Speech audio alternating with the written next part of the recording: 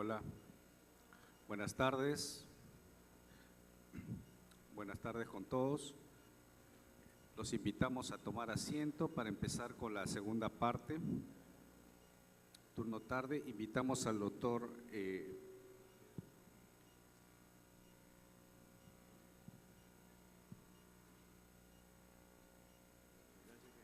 Diógenes Cuevas, el doctor Julio Acosta, el doctor Boris Vesga. ¿Cómo está, doctor? Buenas tardes. El doctor Juan Carlos García y bueno, el doctor Gustavo Viñolo. Un placer. ¿Qué tal? Mucho gusto, doctor. Creo que estamos con Diógenes Cuevas. Doctor Diógenes.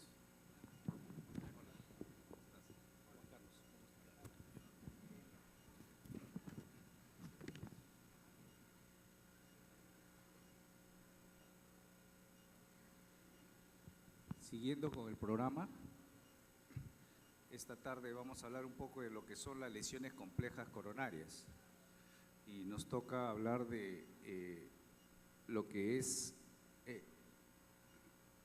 abordaje de las lesiones en bifurcación.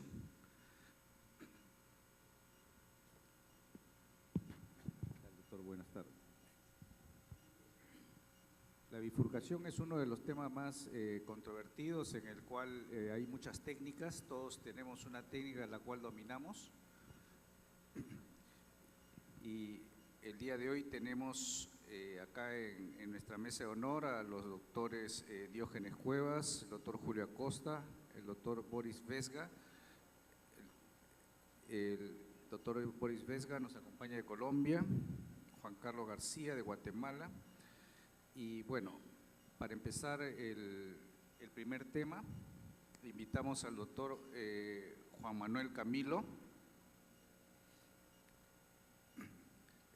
Juan Manuel Camilo es egresado de la Universidad Católica Nordestana con máster en hemodinamia y cardiología intervencionista en la Universidad Rey Juan Carlos y Centro CECI, Buenos Aires, Argentina.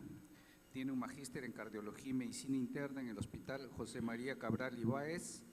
Es encargado de la cartera de servicios del Centro Neurocardiometabólico, doctor Manuel Camilo. Y él nos va a hablar acerca del abordaje de lesiones de bifurcación. Buenas tardes, doctor. Buenas tardes. No sé si se escucha bien ahí.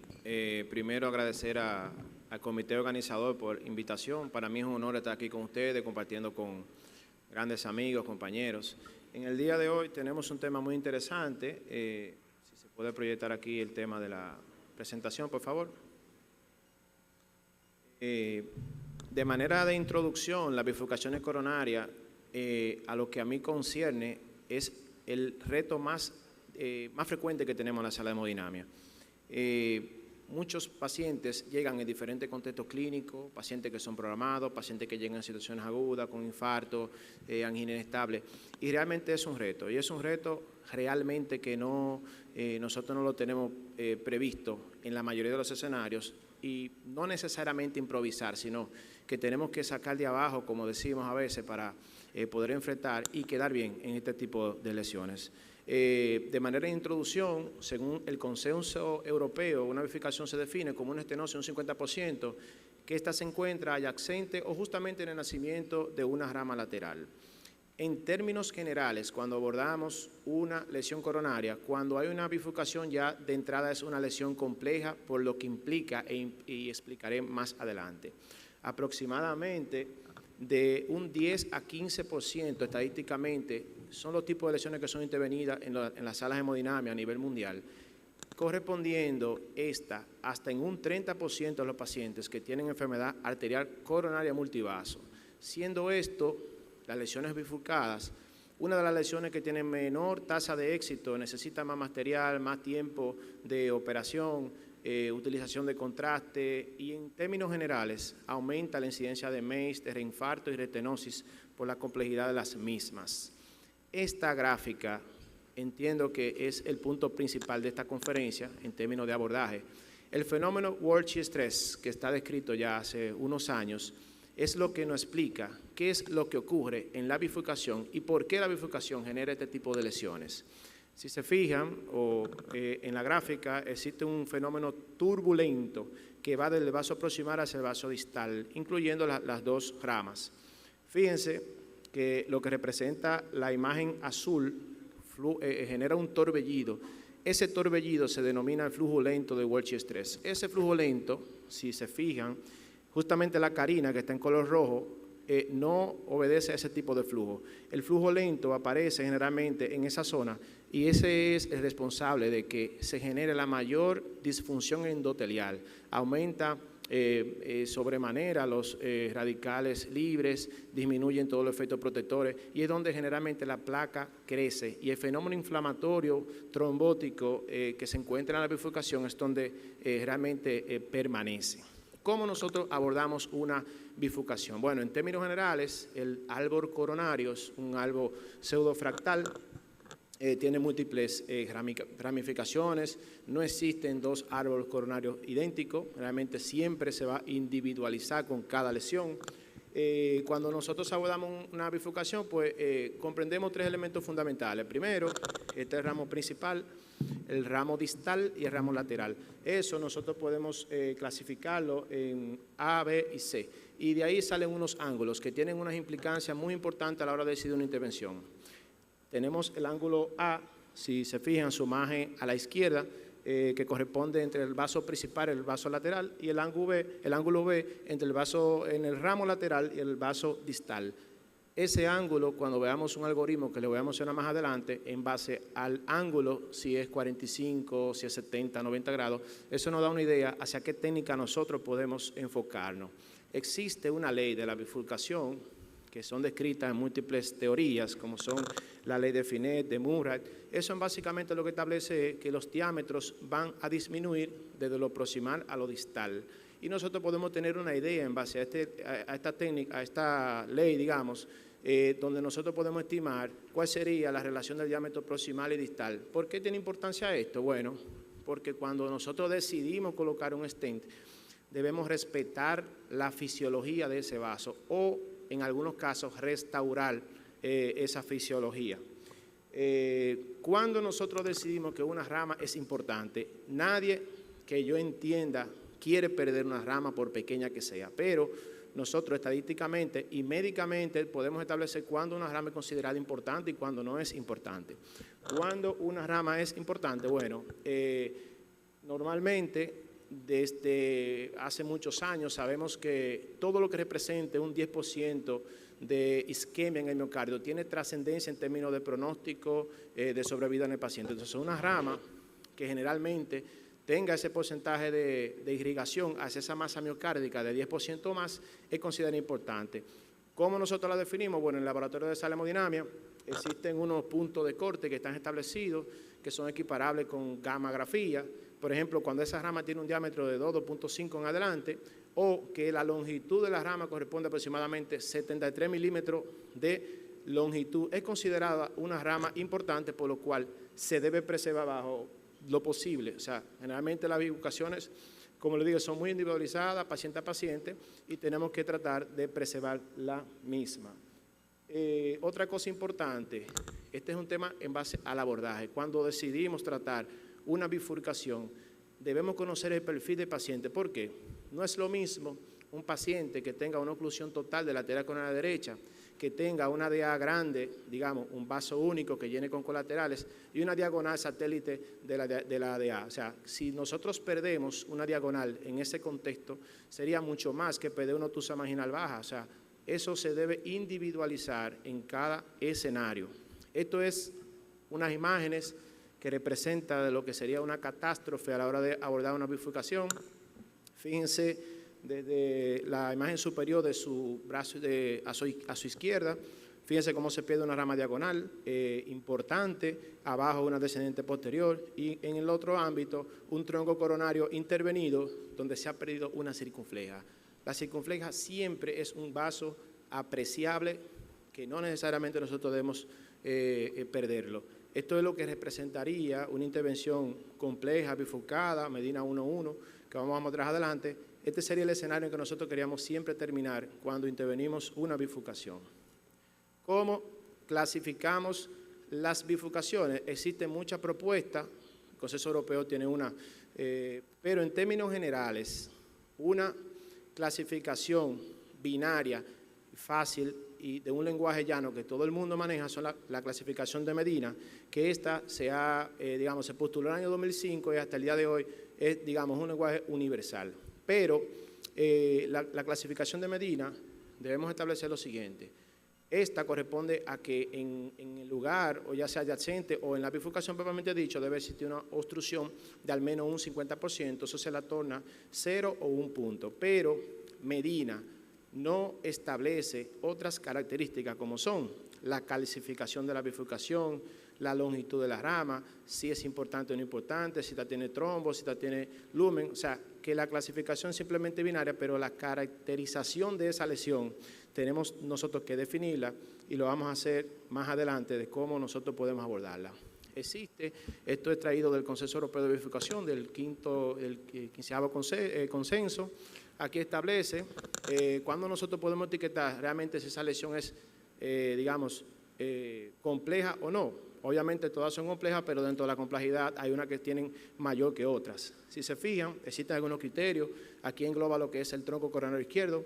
Si existe una lesión más de 10 milímetros, se establece un punto mayor. Si el diámetro, la estenosis y el diámetro de la rama lateral es un 70%, en los que no son bifurcación es considerado como criterio mayor más de 10 milímetros y que el vaso tenga una estenosis más de 90. En base a estos criterios, aunado a unos menores, como son la calcificación, múltiples lesiones, el ángulo, que vaya entre 45, menor de 45 y mayor de 70, que aparezca trombo en esas lesiones, pues nosotros podemos etiquetar si esa lesión es compleja o no a la hora de decidir qué técnica vamos a utilizar, que será desarrollada en otras intervenciones. Entonces, ¿qué herramientas nosotros tenemos en la sala de hemodinamia para nosotros categorizar de una manera más directa ese tipo de lesiones? No quedarnos simplemente con la coronariografía, contamos con la angiotomografía, que hoy por hoy es una herramienta que está ganando mucho terreno en el sentido de que hay softwares, mayor capacidad de resolución que de antemano ya uno puede recibir y puede ir preparado para categorizar esas lesiones. En la sala de hemodinamia lo que es las imágenes, ya sea el IBUS o el OCT y la guía de presión. Básicamente con esas herramientas nosotros podemos iniciar a abordar una bifurcación. Esta es una imagen de la tomografía, esta es una propuesta que se publicó en la Sociedad Europea. Aquí lo que establece es que hay un score que plantea o existe en base a los puntos de calcificación que tenga el vaso, ya sea en la parte proximal, ya sea en el ósteo de la rama lateral o en todo el trayecto del vaso principal, y eso se establece en una puntuación de 1 a 4.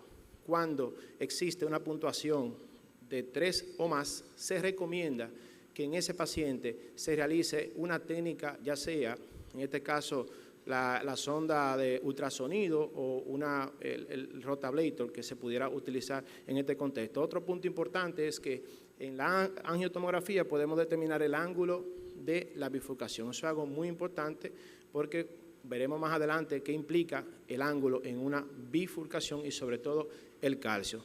Sin menospreciar que la angiotomografía tiene mucha dificultad a la hora de correlacionar algunos hallazgos. O sea, que por experiencia que hemos tenido, a veces no hay una concordancia directa con la angiotomografía y los hallazgos en imagen intracoronaria. Entonces, ¿qué nos ofrecen las imágenes? En este caso, la coronariografía realmente es un luminograma bidimensional.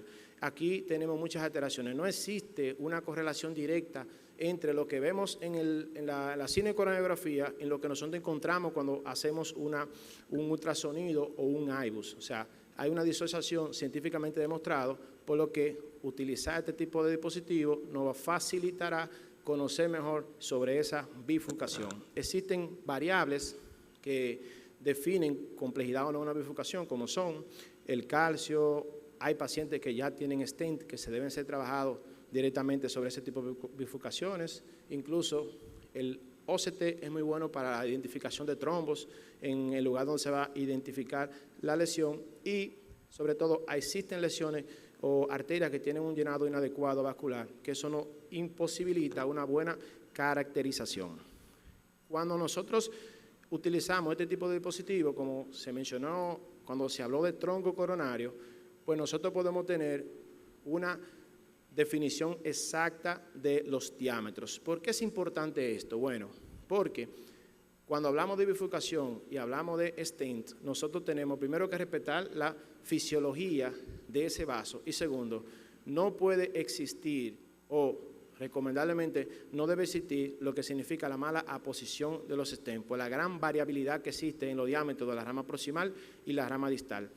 Se recomienda que ya sea el IBUS o el OCT que se utilice, pero que sea correlacionado con la coronografía, o sea que cuando se haga un barrido debe ser estrictamente establecido en qué parte de la arteria se está haciendo, porque eso debe ser evaluado con la finalidad de decidir la estrategia y decidir qué tipo de endoprótesis vamos a utilizar en la bifurcación. Con relación a la placa, esto es una de las cosas principales, o yo creo que es el fuerte de la intervención. Nosotros podemos categorizar esa placa. Por ejemplo, si es una placa que tiene alto contenido lipídico, que se observa ese pool de graso, bueno, pues eso ya de antemano usted puede ir preparado para una posible fenómeno de no reflow por una embolización de esa placa lipídica.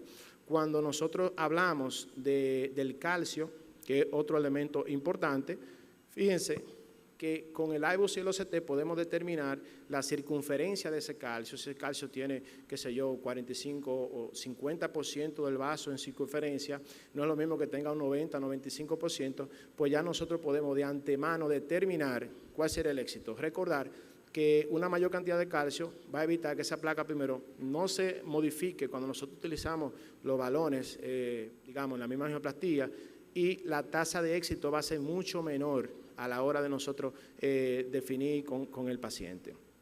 Otra cosa importante en la utilidad, ya eso luego de la intervención, aquí sería el segundo pilar del uso de estos dispositivos. ¿Por qué?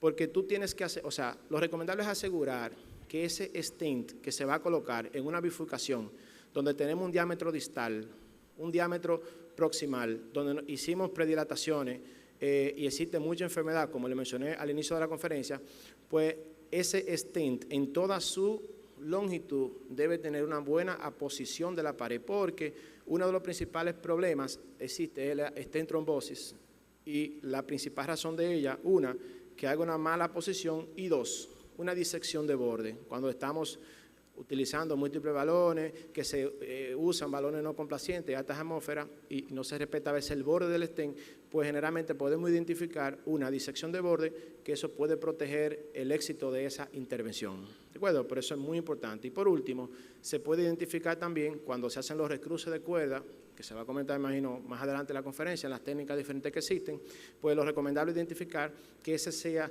directamente la parte distal del stent. Con relación al tronco coronario izquierdo, eso es motivo de una conferencia independiente, pero esa imagen a su izquierda se puede observar como un stent que probablemente por angiografía usted lo visualiza y dice, no, mira, quedó muy bonito, pero en realidad no existe pasó de nuevo. No existe digamos, una buena aposición de ese stent. Lo más probable es que ese paciente, bueno, lo llamen que hizo un paro, una trombosis de stent de tronco, con fallecimiento en el momento. Entonces, aquí, con el IBUS, sobre todo en tronco, que es más recomendado que el OCT, bueno, pues usted puede identificar este problema, y una postdilatación con un POT, que vamos a mencionar más adelante, ¿qué significa? Pues usted puede efectivamente tener la confiabilidad de que usted hizo una intervención de manera adecuada. Por último, lo que significa la guía de presión, primero comentar que los registros clásicos en la utilidad de la guía de presión para determinar si las lesiones son, digamos, significativas y si merecen no tratarlo, no son equiparables en el escenario de las bifurcaciones. Eso es algo muy importante, porque no podemos traer este tipo de estudios, el FEN y Dynamic, al escenario de las bifurcaciones, porque todas fueron excluidas para ese estudio. O sea, no son equiparables, pero a la hora de categorizar una lesión, obviamente tiene una medida 1:1 y usted establece la guía de presión, bueno, pues se recomienda que se debe utilizar para definir o reevaluar esa bifurcación. Segundo, la guía de presión en el contexto de la intervención de provisional stenting, que vamos a hablar de eso más adelante, rutinariamente no es recomendada para evaluar si esa rama quedó pinzada o si esa rama realmente merece que pasemos una técnica de doble stent, porque se ha asociado al paso de la guía, sobre todo a disecciones. 2 minutos, por favor. 2 minutos. Bueno, ya para ir avanzando, mire, esta es la primera intervención, digamos, de bifurcación que se realizó, que está documentada. Esto es en la era pre-stent. Ahí, fíjense que pasaron 2 cuerdas, hicieron, digamos, un kissing propiamente entre una diagonal y una DA. O sea, que desde ese momento ya se está haciendo lo que son las elocuraciones con las bifurcaciones. Con relación al tratamiento, no hay 2 bifurcaciones idénticas. Existe siempre, lo más importante es la experiencia del operador. La mejor bifurcación que usted puede tratar es la que usted tenga la experiencia y sobre todo la técnica de stent provisional es la más recomendada.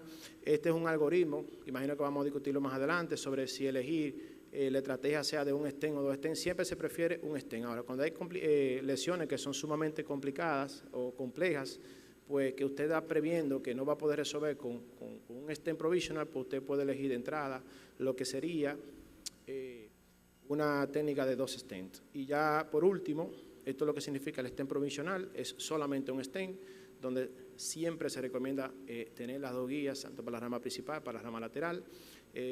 Ahí viene que el stent siempre se coloca de la rama principal a la rama distal de mayor importancia. A veces hay ramas laterales que son más importantes que las propiamente dichas. Y como se pueden ver aquí, se recruza, hay un sinnúmero de elementos como la predilatación. Generalmente la preparación de la placa siempre es recomendada, pero cuando nosotros estamos ante un provisional stent y no se recomienda de manera rutinaria tratar la rama lateral por el riesgo de restenosis y el riesgo de trombosis que puede existir sobre la misma y disección. Tenemos el stent boost, eso nos puede ayudar mucho a la hora de nosotros hacer los recruces de la guía para la apertura de la rama. Ya eso lo comenté. Por motivo de tiempo no voy a finalizar con esto, lo que es el POT. Yo creo que esta es la clave fundamental de tratamiento de las bifurcaciones. Fíjense a su derecha, donde aquí hay un stent, se puso en una rama, justamente esa flecha roja está señalando que ese stent no está en esa carina. Entonces, ese es un foco de trombosis, un foco de fallo de esa intervención. Ya en términos generales, básicamente es el mismo algoritmo. Ahí hay unas técnicas que quería desarrollar, pero por motivo de tiempo la vamos a dar hasta ahí. En conclusión, las lesiones son un reto, no existen 2 lesiones idénticas, la herramienta nos ayuda al éxito de la intervención y mientras más simple es mejor cuando hablamos de intervención. Muchas gracias. Camilo, gracias por la participación. Y vamos a seguir con el programa que está un poquito atrasado. Quiero confirmar si el doctor Carlos Uribe ya está en comunicación con nosotros.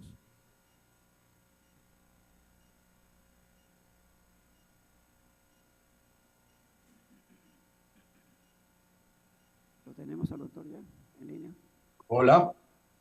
Hola, hola. ¿Me están escuchando? Sí, te estamos escuchando, Carlos, pero no estamos viendo nada en pantalla. Okay. Ahora sí. Perfecto. Yo los oigo muy regular, pero bueno, voy a tratar de dar esta conferencia lo más, sé que están cogidos de tiempo, ahora voy a hacerla lo más rápido posible. Todo un gusto estar aquí con ustedes. Mi nombre es Carlos Uribe. Desde hace tiempo atrás venimos trabajando con el proyecto de Latam BIF Solasi junto con Mario Araya, Lucio Padilla y Ricardo Costa de Brasil. Y hoy les vamos a hablar básicamente de buscando el stent perfecto para el tronco principal izquierdo, retos del diseño y necesidades no conocidas, no conseguidas.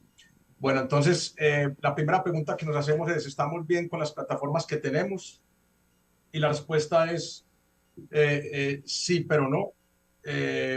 Definitivamente las plataformas que tenemos hoy en día para tronco principal izquierdo no son diseñadas para tal fin. Y a menudo estamos llevando estas plataformas a sus límites, sobreexpandiéndolas, haciendo que pierdan la fuerza radial estos stents, que se acorten, incluso fenómenos de acortamiento. Eso puede hacer que el stent pierda su forma, como ya enseguida les voy a mostrar, lo cual aumenta el prolapso de tejido, que es una clave importante, que ya seguida también les voy a demostrar por qué. Y esto hace que probablemente el medicamento no está llegando a los puntos claves y aumente la restenosis, sin mencionar el riesgo de malaposición, que es muy importante. Entonces, eso nos lleva a que definitivamente necesitamos una generación de stents para tronco principal izquierdo y grandes vasos que pueda mejorar el scaffolding. Me disculpan el anglicismo, pero no tengo la traducción, como el armazón, el scaffolding de la arteria. Necesitamos también un stent que tenga una buena fuerza radial, que las coronas sean, que tengan buena forma, y que tengan también, tengan en cuenta la variación de tamaños que tenemos, el mismatch de tamaños que tenemos entre una DA, una descendente y un tronco principal izquierdo, y que se pueda sobreexpandir de esa manera. Bueno, yo no quiero detenerme mucho en esto, ya saben pues lo importante de este slide y de toda esta generación de stents es que prácticamente los stents de tercera generación medicados son, como ustedes pueden ver, son de cromo cobalto, ya muy pocos son de stainless steel o de acero inoxidable, y prácticamente todos, ya sea con polímero durable o biodegradable, son polímeros que son biocompatibles, y se ha demostrado que son supremamente seguros ya. Entonces, el diseño de un stent es un acto de balance entre tres características: el tamaño de la celda, el tipo de metal, el grosor del strut, que es muy importante, el número de conectores y la orientación. Y basado en eso, los ingenieros tienen que hacer un acto de balance para poder diseñar el stent correcto. ¿Cuáles son los retos importantes para el tronco principal izquierdo? Que efectivamente tenemos una variación muy importante de diámetros. Necesitamos un stent que vaya de 2, 5, 3, sobre todo en Latinoamérica, y que pueda adaptarse a diámetros de 4, 4, 5, 5, sin problemas, y que no pierda su configuración luego de hacer el POT, cuando hacemos provisional, que es la técnica que más hacemos. Entonces, definitivamente, un punto muy importante que estamos fallando con los stents ahora actuales es que a menudo escogemos el modelo y el tamaño incorrecto, lo cual lleva a que estamos dilatando más allá la capacidad del stent, resultando en la posición del strut incompleto. La sobreexpansión, ustedes pueden ver estas microfotografías de Nicolas Foyn, muy interesantes, en el cual miren la diferencia al coger un balón de 5 y un balón de 6, miren que nunca llegan al diámetro de 5. Por ejemplo, este es un stent de 3 milímetros, miren que llega a 4.4, lo máximo que lo dilatan es a 4.4 donde llegan, y miren de 6, llega un poquito más cercano de 5.6. Entonces esto lleva a que, si ustedes ven, es mucho mejor irse con un stent de pronto más grande nominal, lo que lleva a que tenga mejor scaffolding acá, y lo que yo les decía, hay menos prolapso de placa. El concepto de prolapso de placa es que entre estas dos coronas o anillos que llaman, o hooks que llaman en el anglicismo, por esta celda se puede prolapsar el tejido, y el medicamento no puede llegar por metro cuadrado, no llega a esta zona, lo que aumenta la restenosis, y ese es uno de los problemas principales que tenemos de los stents que no son dedicados para vaso grande.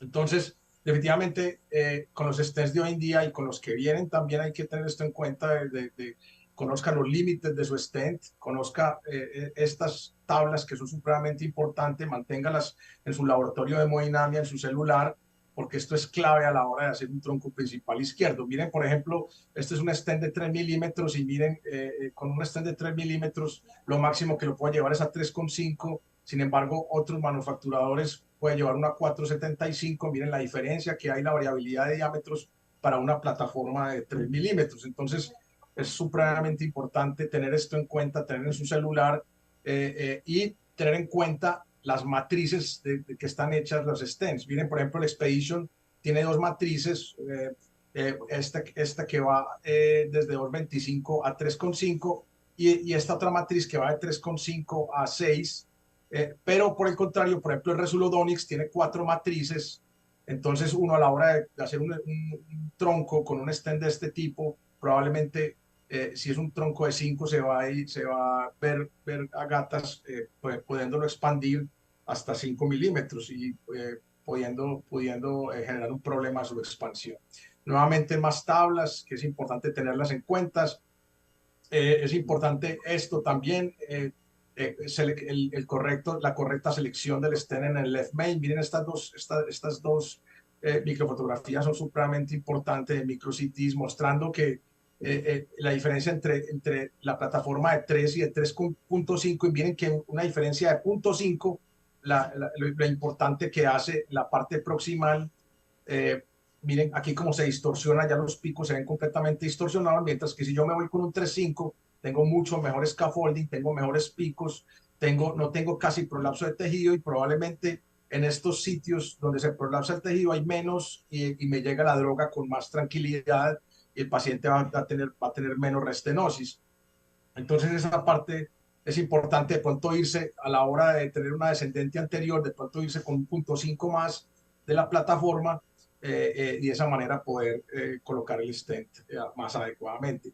Sobre expansión del stent del polímero, sabemos que desde tiempo atrás, desde los stents de primera generación, esto es una de las teorías o de los alarmas que teníamos de que probablemente sobre expandiendo los stents vamos a dañar el polímero y por ende la entrega de la droga. Sin embargo, hay varias investigaciones in vitro importantes mostrando que los stents de última generación, los polímeros son increíblemente durables y complacientes, y es raro ver daños del polímero a pesar de expandirlos de forma importante. Entonces, quizás lo más importante de esta charla es que el stent ideal tiene que tener un adecuado scaffolding. ¿Qué es scaffolding adecuado?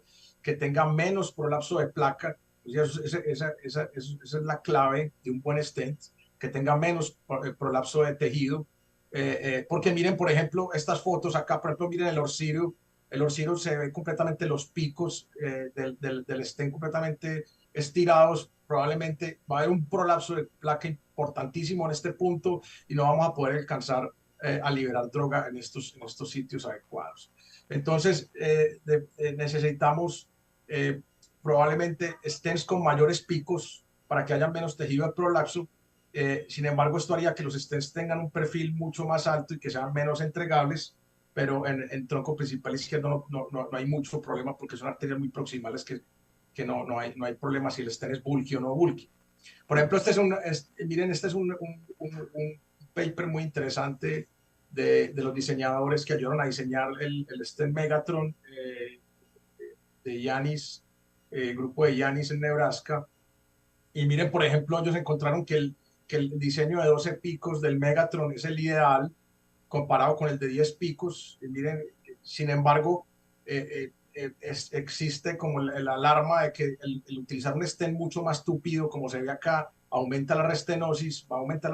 Sin embargo, se sabe en este estudio que fue muy interesante, muy elegante, de Inacone, el cual demostró que cuando los stents son por encima de 3.5, quizás la relación de stent arteria o la cantidad de metal deja de ser importante, mientras que en vasos que son de 3.5 para abajo, quizás sí es importante, porque el aumentar, el tener la tasa de stent arteria elevado, eso lleva a más restenosis. Entonces eso llevó a que ellos adoptaran el diseño de 12 picos para evitar más prolapso y aumentar la fuerza radial y la conformabilidad del stent.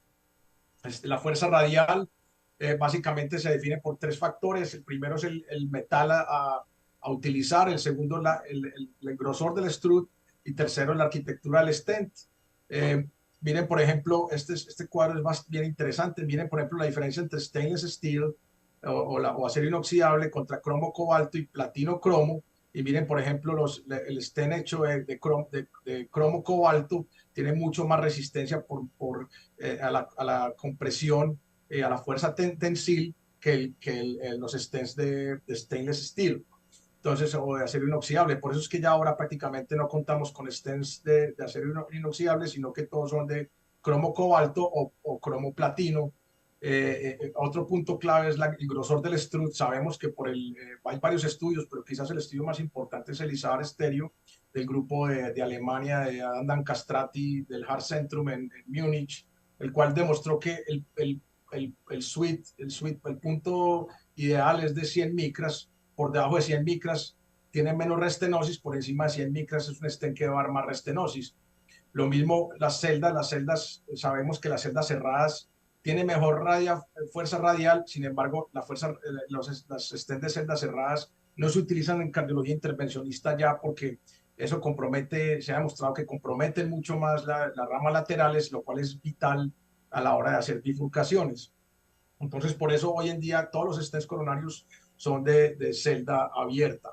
La fuerza longitudinal también es otro punto a considerar muy importante. Muchos de ustedes, de los que están sentados en este momento, probablemente les tocó este escándalo, el escándalo de 2012-2013, demostrado por este estudio elegante de John Ormiston, el cual se logró demostrar que el Omega Element tenía un aumento de la distorsión longitudinal, lo que hacía que este stent fuera muy complicado de implantar en las lesiones ostiales. Cuando uno pasaba el balón se veía uno que se acortaba inmediatamente y muchos tuvimos pacientes con Omega Element con problemas. Entonces, esto llevó a analizar este tipo de stents y se vio que definitivamente el número de conectores es supremamente importante, lo que llaman ellos el connector dilema, el cual uno tiene que, no puede tampoco colocar muchos conectores porque si no las celdas se vuelven más pequeñas. Entonces va a producir más compromiso a la hora de dilatarlo, no se va a dejar dilatar bien la rama lateral. Y por ejemplo, en este experimento lograron demostrar que aquellos stents que tienen más de 2 conectores al dilatarlo con balón tienen menos chance de que queden redondo y con buen acceso a la rama, mientras que con menos de 2 conectores queda mucho mejor y más redondo. Entonces también eso es clave. Lo mismo la orientación, lo que demostró Ormiston es que probablemente la orientación de los conectores y la falta de conectores fue lo que llevó a estos stents, al Omega y al Promus, a tener mala fuerza longitudinal. Y miren, por ejemplo, los conectores eran en forma diagonal, entonces a la hora de pasar un balón, eso hacía que se tuviera un efecto como de acordeón, y cambiarlo simplemente, hacer este cambio de los conectores por estos conectores que están acá, hace toda la diferencia. O como hizo la gente de Medtronic, que soldó valle pico y de esta manera también logró mejorar la fuerza longitudinal, la distorsión longitudinal. Entonces podrían decir, bueno, ¿será que la solución es los stents autoexpandibles? No es del todo la solución. Sabemos esta versión, por ejemplo, el Stentis, que todavía sigue viva en Europa, es un stent que, si bien son muy bien configurables, tienen muy mala fuerza radial, lo que no las hace buenos candidatos para stent en tronco. Y además de eso, son estructuras muy rígidas solo para una anatomía, lo que no permite variar de técnicas, de pasar a deca crush, hacer un mini crush o hacer un tap, etcétera, etcétera. Entonces, por eso prácticamente están en desuso. Entonces, ya para ir finalizando, probablemente en el armamentario intervencionista vamos a tener diferentes plataformas dedicadas, y hacia eso van los manufacturadores, como ya sé que les voy a mostrar. Y es que probablemente para lesiones calcificadas y para lesiones grandes y bifurcaciones vamos a requerir stents que tengan menos recoil, que tengan buena visibilidad, que tengan una buena fuerza radial, un acceso a la rama lateral fácil, que tenga buena posibilidad de expandir la rama lateral, que sea un stent de celda abierta. Y por el contrario, en arterias de pequeño calibre vamos a tener un stent de muy ultra thin struts, o struts de muy delgados, por debajo de 80 micras, que es lo ideal, con muy buena entrega y con muy buena fuerza de transmisión. Entonces, como conclusión, necesitamos un tronco, un stent de tronco, en tronco principal izquierdo, que se pueda conformar y tolerar amplios diferencias de tamaño, que tenga buenas capacidades de sobreexpansión, que no tenga distorsión longitudinal, que tenga buen acceso a las ramas laterales con buenas dilataciones, que se pueda dilatar bien la rama, las celdas, que tenga una buena fuerza radial, que tenga una buena visibilidad fluoroscópica. Eso es muy importante a la hora, sobre todo ahora que contamos con equipos que tienen STEMBus, STEMVIST, y podemos controlar mejor cómo se dilata la rama, por qué celdas estamos cruzando, etcétera, etcétera. Y un stent que se conforme a la curvatura del paso y a la bifurcación adecuadamente. De manera que el futuro, como ustedes van a ver, en Latinoamérica ya hay varios países que lo tienen, pero en la mayoría de Latinoamérica el futuro es brillante en cuanto a los stents dedicados de tronco principal izquierdo y grandes vasos. Ya las compañías vienen en una carrera precisamente, han oído las inquietudes de todos estos grupos de bifurcaciones mundiales y ya se vienen con unos diseños increíblemente buenos para tronco principal izquierdo. El primero, por ejemplo, es Terumo, que es el Nagomi, que viene con 10 coronas. El Megatron, que ya muchos países de Norteamérica y Latinoamérica, algunos de Latinoamérica lo tienen, Chile ya lo tiene. El Science Skypoint, que también es una secuela también del Science, que viene mucho más conformable, viene con más picos. Y el Frontier, que también es de Medtronic, que también viene específicamente diseñado para poder conformarse mejor para vasos de gran diámetro. Muchísimas gracias, muy amables por la atención. Muchas gracias, doctor Uribe. Solo para terminar la mención del doctor Uribe, él nos acompaña desde Colombia, él es el director actual de la TAMBIF Solasi, que es el registro de bifurcaciones Solasi. Y para completar este bloque, les presento al doctor Mario Araya, no necesita mayor presentación, él es el presidente actual de Solasi, cardiólogo intervencionista de la Clínica Alemana y Hospital San Juan de Dios, Santiago de Chile, y ha sido también director de Jornada Solasi y expresidente del Departamento de Hemodinámica de Sochicar. Él nos va a hablar acerca del uso de balones con droga en bifurcación. Bien, gracias, Ricardo. Claro, este es otro enfrentamiento porque sin duda que necesitamos mejores stent y mejores técnicas, como quedó claro en las presentaciones previas, pero a lo mejor yo vengo a confrontarlos y decirles que a lo mejor necesitamos menos metal y una estrategia más minimalista. Y yo de verdad creo que esto puede ser un futuro interesante en el manejo de las bifurcaciones.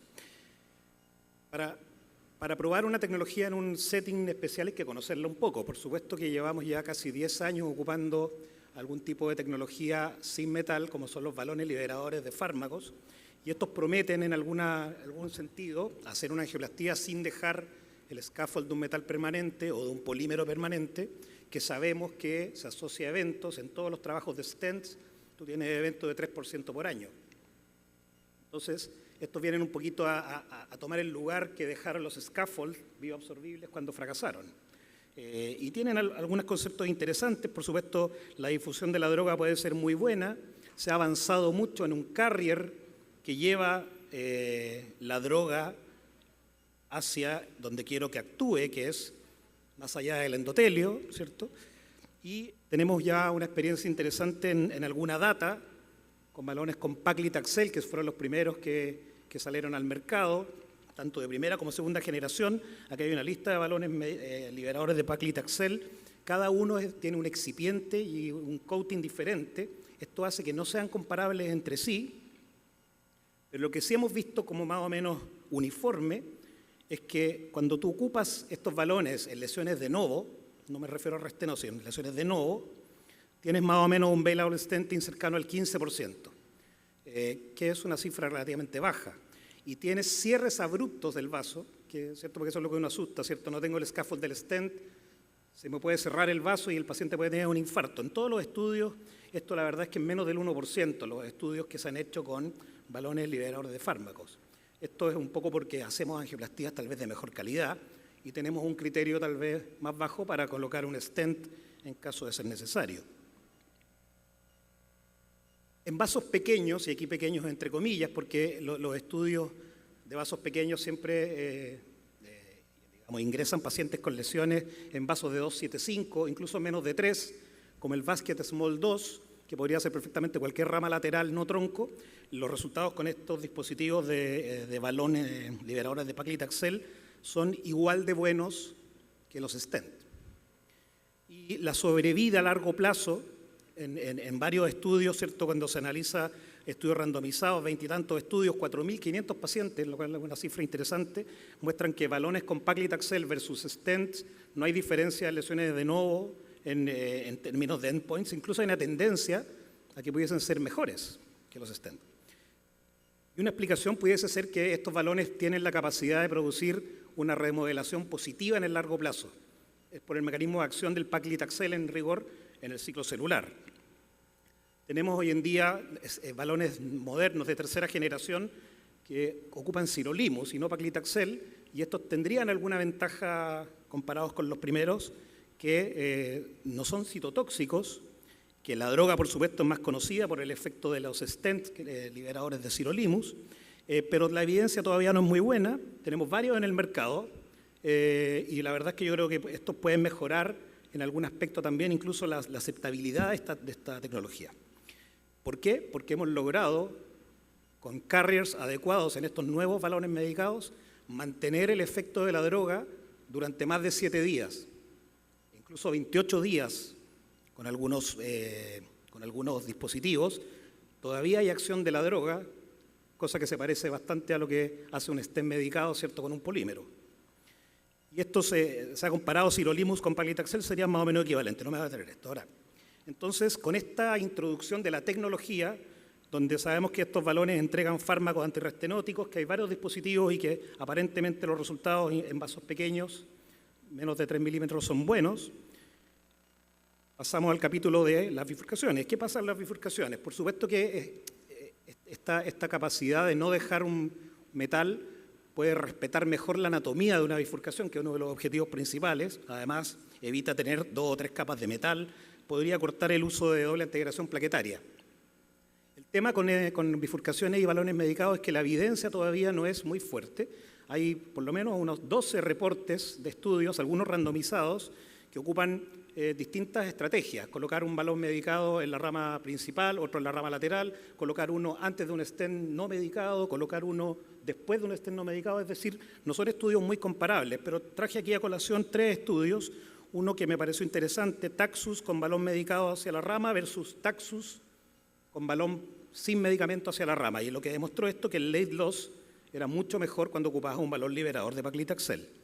El Biolux, interesante, ocupó un balón medicado un poquito más moderno, el Pantera Lux, con un stent liberador de verolimus, es decir, tecnología bastante moderna. Y lo que demostró late loss en la side branch, en la rama lateral, de 0,1 milímetros, que es absolutamente inesperado y muy bueno, por supuesto, para una rama lateral. Y esto pareció ser efectivo, seguro y con un bajo late loss. E incluso ha habido reportes de tratamiento de bifurcaciones verdaderas y también bifurcaciones de tipo Medina 001 o 011, sin el implante del stent en la rama principal, solamente ocupando balones, y los resultados en estudios pequeños, no muchos pacientes, menos de 100 pacientes, son bastante prometedores. Por ejemplo, en este estudio, el PEPCAT-BIF, demostraron late loss y tasa de eventos extremadamente bajas. Esto se juntó en un metaanálisis que agarró 3 estudios randomizados y un estudio observacional, 350 pacientes, que no es tanto, por supuesto, y lo que se demostró es que el balón liberador de paclitaxel, en este caso, es mejor que el balón no medicado en la rama en términos de late loss de la rama lateral. Entonces, ¿cuándo plantear la utilización de esta tecnología, que también en la evidencia parece ser necesaria e interesante? Cuando, por supuesto, tengo una estrategia provisional y tengo que hacerle algo a la rama, podría ser una buena utilidad, ¿verdad? O cuando predilato la rama. Esto en términos del provisional stenting es cuando yo, después de hacer mi POT, en el segundo paso del provisional, decido que tengo que actuar sobre la rama lateral, ¿ya? Es decir, que tengo que abrir los straps de mi stent y tengo que hacer un kissing balloon o una dilatación de la rama y repetir el POT. En este caso, probablemente es un muy buen escenario para, después de predilatar la rama en ausencia de una disección, usar esta tecnología. Y la otra posibilidad de utilización me parece a mí, sin ir más allá de lo prudente por ahora, es cuando necesito predilatar mi rama. Hay veces que tienes una bifurcación con un acceso muy difícil donde tú puedes decir voy a colocar el stent y voy a perder la rama, por lo tanto prefiero predilatarla. Quizás en ese caso uno debería pensar en que además de predilatarla con un balón normal, pudiese después ocupar un balón liberador de medicamento. Esto cuando tú lo ocupas en cualquier setting, tiene que ser hecho de una manera muy paciente y perfecta. Esto no es hacer una angioplastía con stent, ¿cierto? Que dilato rápido, coloco mi stent, veo que quedó bien y me voy. Acá hay que tomarse un tiempo y el tiempo se toma en la preparación de la placa.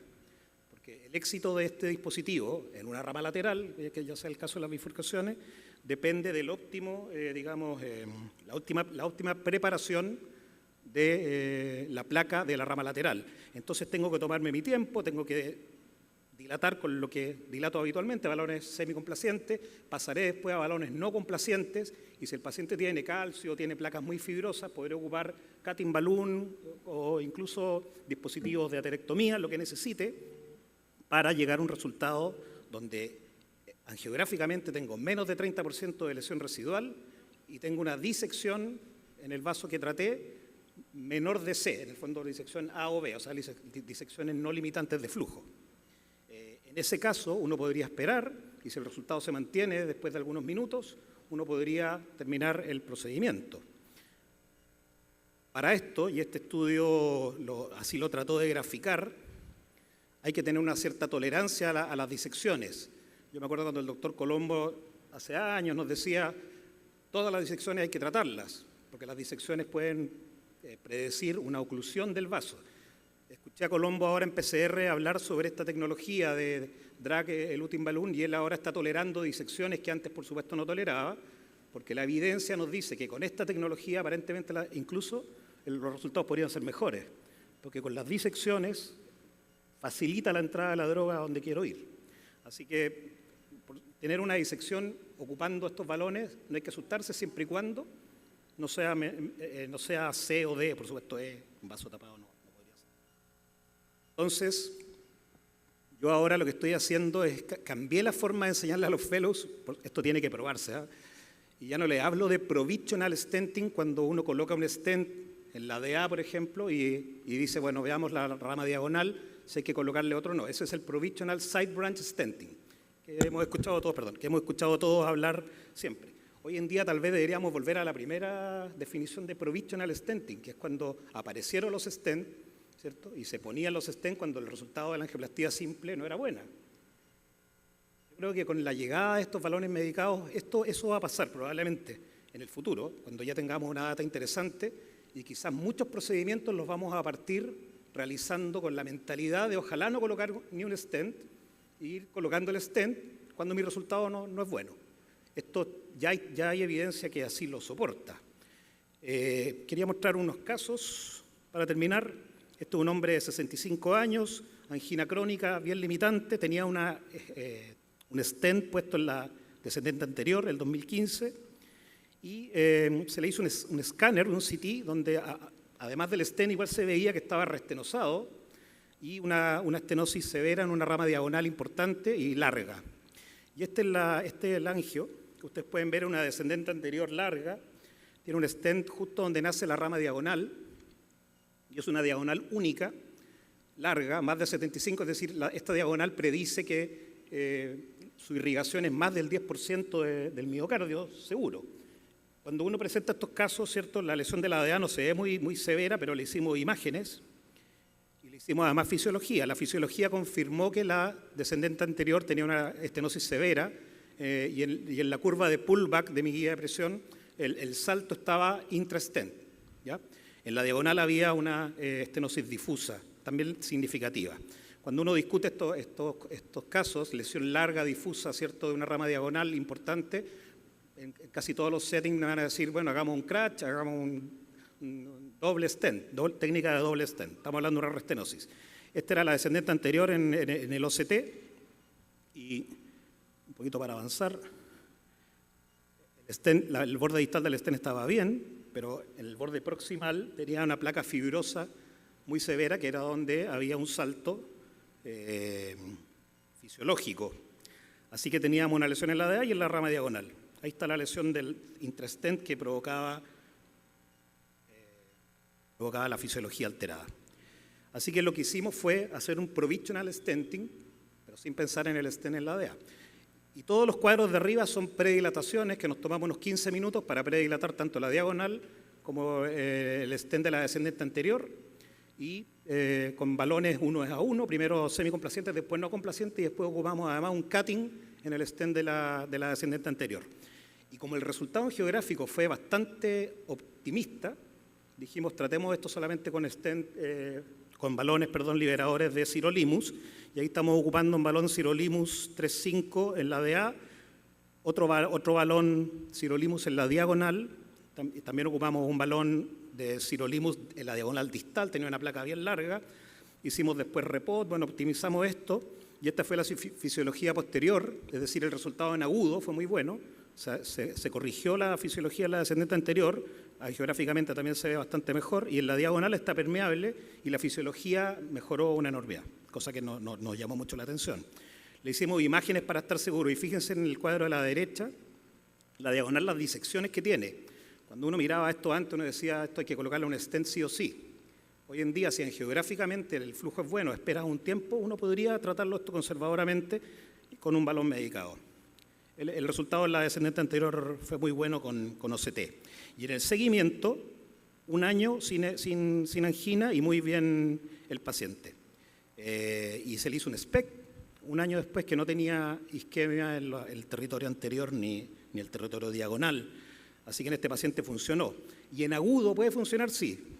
Un minuto este caso. Fíjense, lesión ostial de la descendente anterior. Ahí en el spider se ve una lesión ostial, paciente agudo con troponinas. Se le hizo un OCT y en el OCT tenía efectivamente una placa aguda rota en la descendente anterior, buen ventrículo. Ahora se le hizo un off-DI. Y tenía una placa rota en la descendente anterior, que ahí estamos llegando con trombo, se fijan, bastante severa. Poco calcio, mucho lípido. Esto es lo que mostró el doctor, ¿cierto? Que puede ser incluso un predictor de no reflow.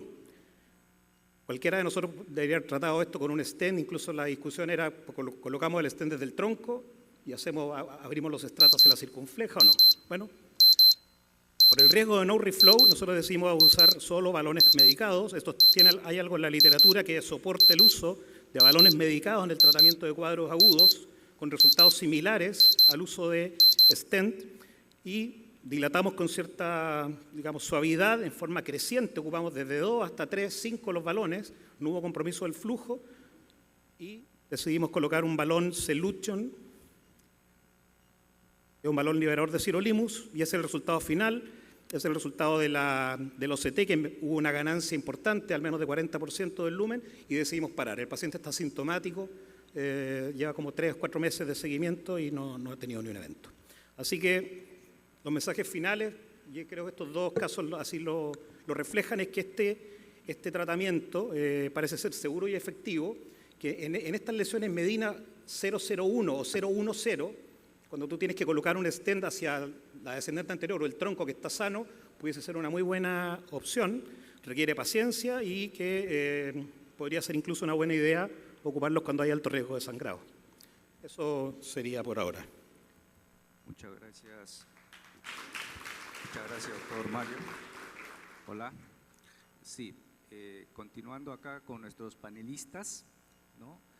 Quisiera pasar a nuestros panelistas, al doctor Juan Carlos García de Guatemala, a continuación después el doctor Boris Vesga de Colombia y Julio Acosta de República Dominicana. Un pequeño comentario y alguna pregunta a nuestros expositores, por favor.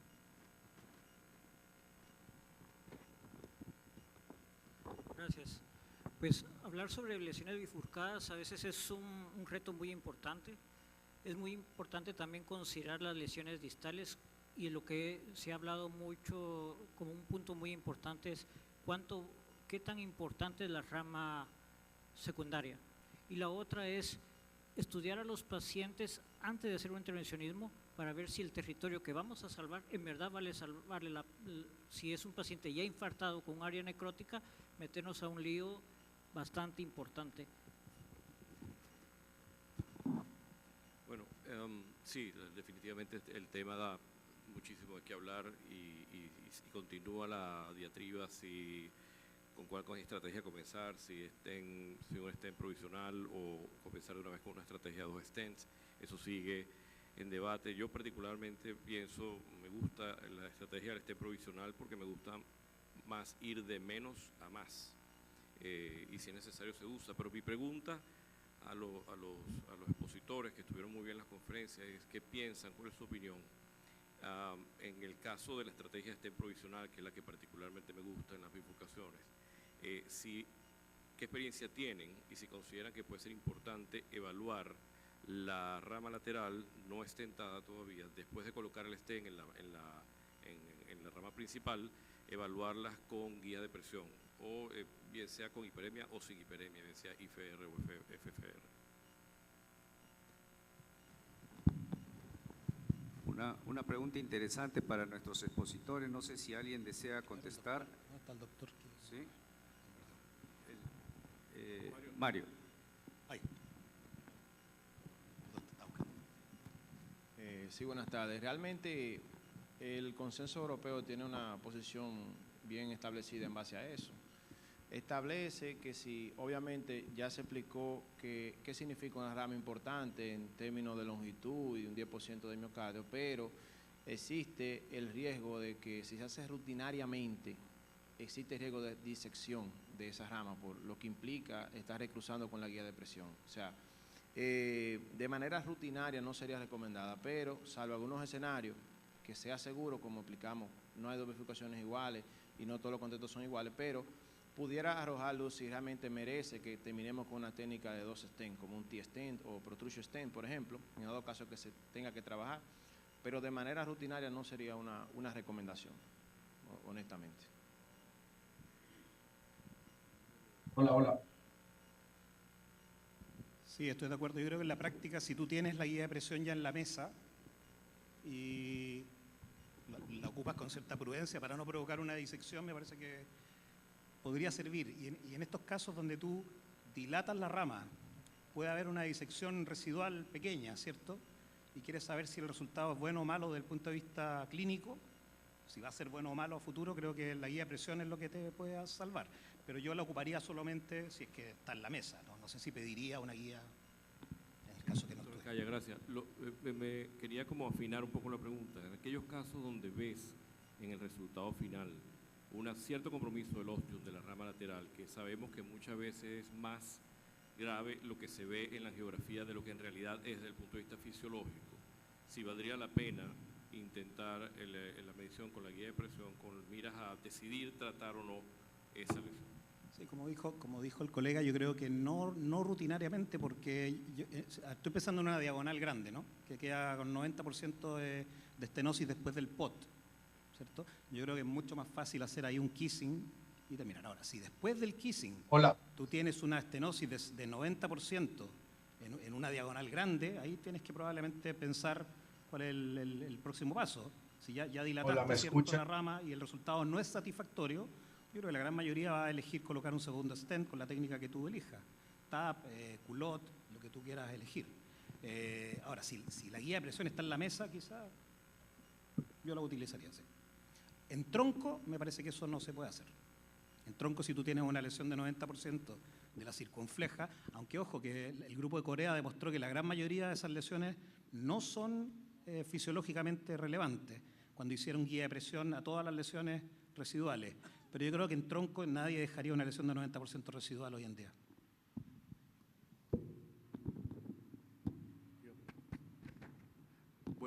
Bueno, felicitaciones por las conferencias. Bueno, una alternativa en esos casos, en los sitios donde tengan el software de QFR, es utilizar el QFR, el algoritmo de inteligencia artificial, para tratar de inferir si existe compromiso significativo o no. Quería preguntarle al doctor Uribe, bueno, ¿cuál sería el stent caballito de batalla que usted utiliza de manera práctica y rutinaria en angioplastia de bifurcación de tronco, Carlos? Bueno, yo a lo mejor puedo contestar porque hemos tenido esta discusión en el grupo de Latam BIF, que por supuesto los invito a todos a participar de las actividades y del registro. Hay un registro muy interesante a nivel latinoamericano con más de 1.200 pacientes ya incluidos, y en el análisis de los datos siempre discutimos esto. A mí me parece que todas las plataformas modernas pudiesen ser utilizadas, salvo las que tienen capacidad de sobreexpansión no ideal para el tronco. Para el resto de bifurcaciones no tronco, yo creo que todos los stents hoy en día son relativamente utilizables. Estoy pensando en los stents de segunda o tercera generación.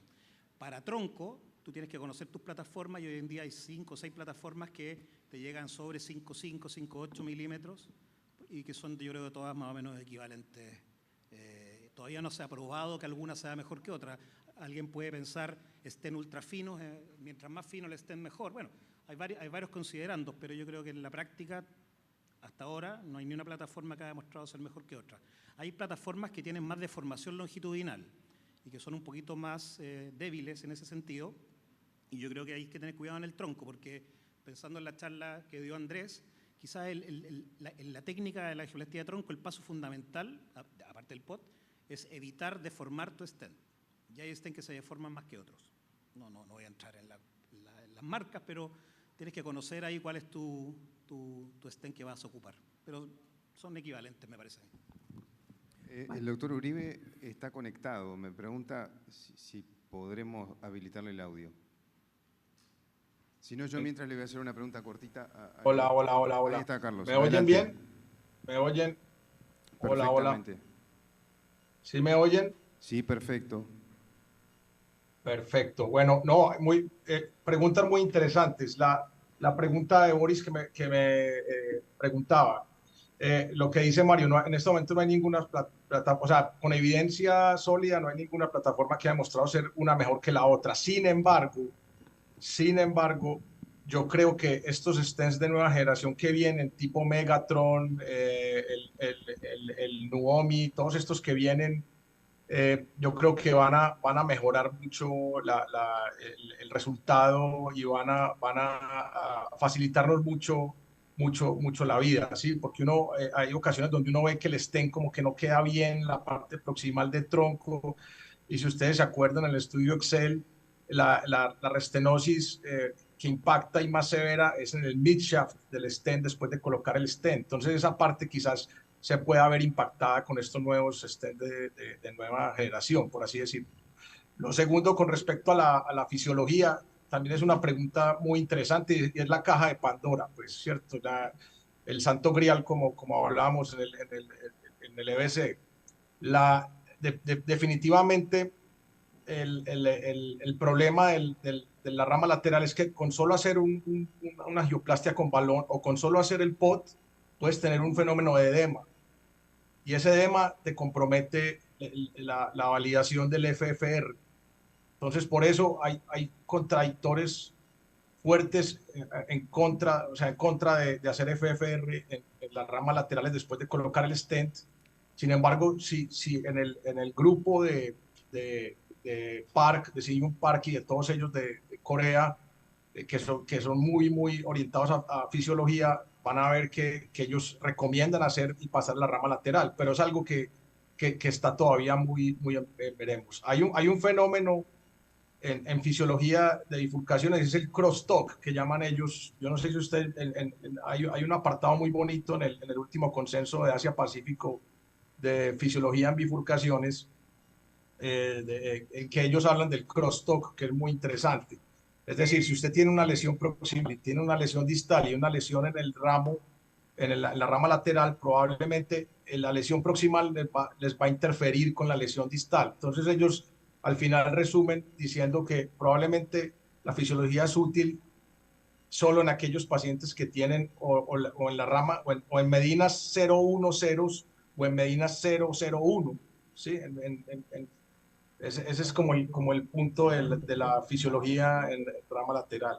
Otra cosa es que los estudios en aquellos pacientes que el FFR es positivo en la rama lateral ha demostrado que no impacta la mortalidad. En los estudios de Corea y en los registros que han cogido estos pacientes con FFR positivo en la rama lateral, los han seguido y los han comparado con los pacientes que no, y no hay diferencias significativas. Entonces, uno se pregunta ¿para qué vamos a tratar un FFR positivo si no impactan en desenlaces clínicos? Es el santo grial, o sea, la rama lateral falta mucho por aprender todavía y eso se vienen cosas muy interesantes a futuro. Perfecto. Muchas gracias al doctor Carlos Uribe, al doctor Mario Araya, al doctor Juan Manuel Camilo. Y más bien ya damos por concluido este bloque, agradeciéndole a todos ustedes, a nuestros panelistas. Muchas gracias por acompañarnos esta tarde. Continuamos todavía con lo que es avances en stent coronarios. Los invitamos a continuar.